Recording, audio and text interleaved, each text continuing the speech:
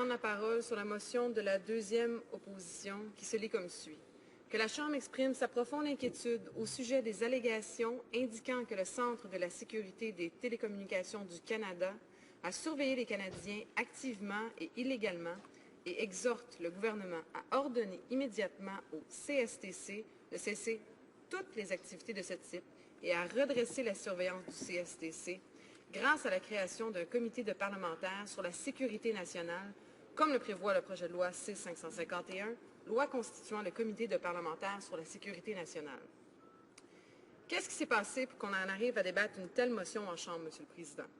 Eh bien, tout a commencé le 10 juin 2013, alors que le précédent ministre de la Défense avait donné son aval à un programme du CSTC qui visait à surveiller les activités téléphoniques et Internet des Canadiens par la collecte des métadonnées.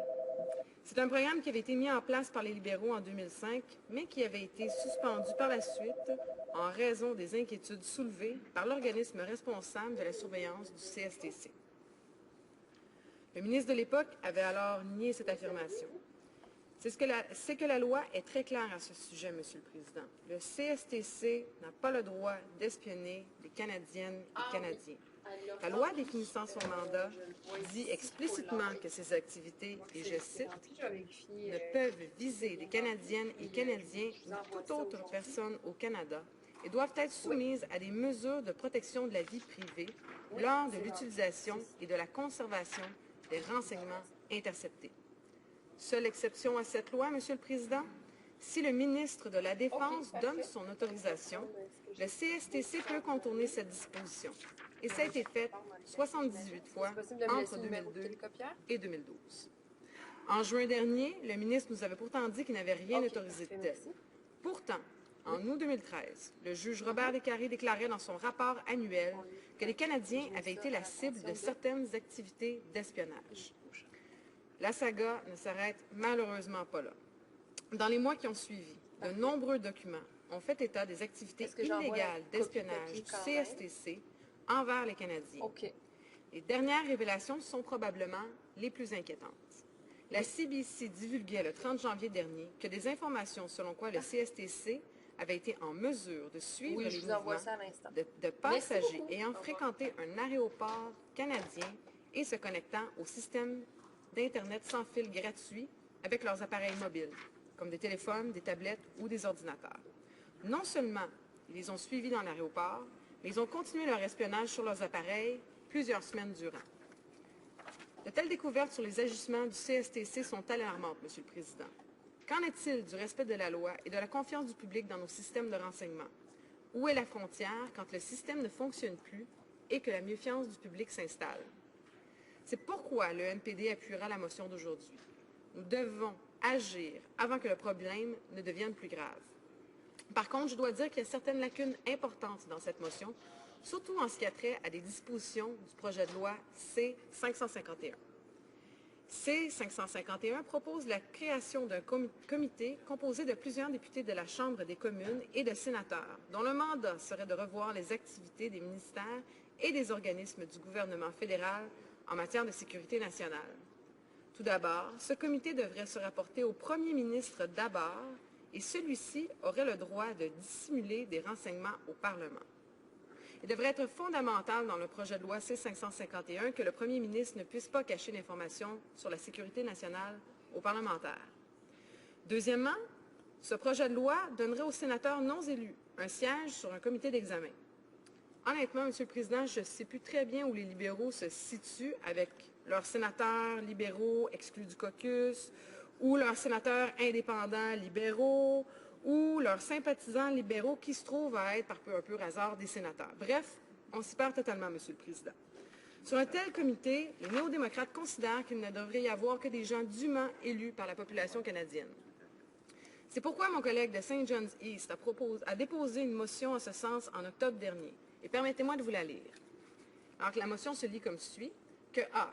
Un comité spécial sur la surveillance du renseignement de sécurité soit chargé de mener une étude et de formuler des recommandations sur la façon dont il conviendrait d'exercer la surveillance parlementaire sur les politiques, les règlements et les activités du gouvernement canadien en matière de renseignement de sécurité, y compris ceux des ministères, des organismes et des organismes de contrôle civils et militaires qui recueillent, analysent et disséminent du renseignement de sécurité nationale. B.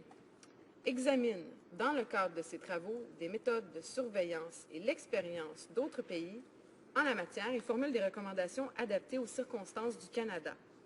C.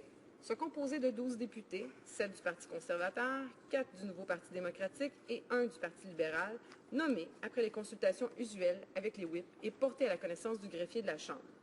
Bref, ça va comme suit pour la composition d'un comité tel qu'il est vu dans la Chambre. Et on avait prévu que le compte-rendu en I, le compte-rendu de ces constatations et recommandations soit déposé à la Chambre avant le 30 mai 2014 au plus tard.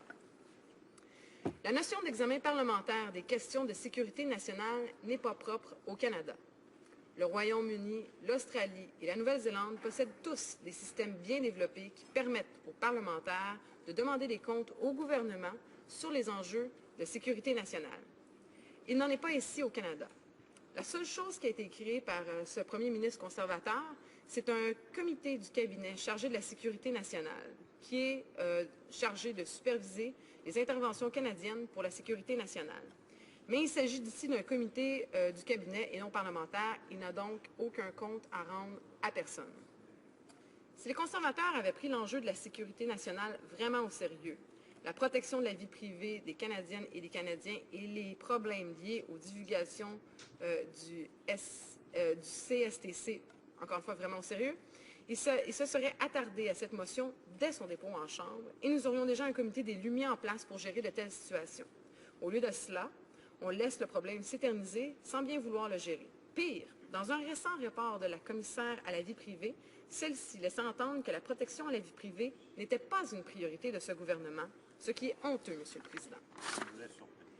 La méfiance du public est maintenant installée.